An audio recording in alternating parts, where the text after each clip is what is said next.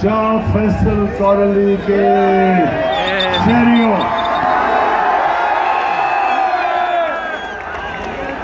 Families, इतनी तादाद में आपको खुशामदीद कहता हूं।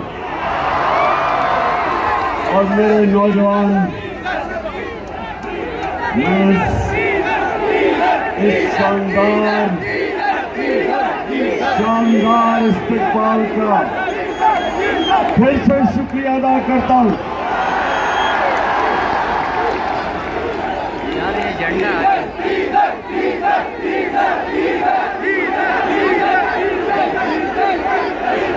जब मेरी हुकूमत हटाई गई,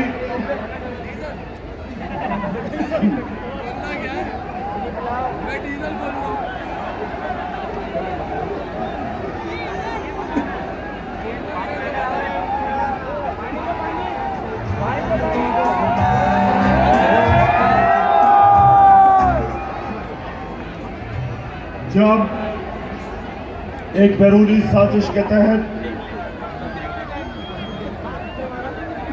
मेरी हुकूमत हटाई गई,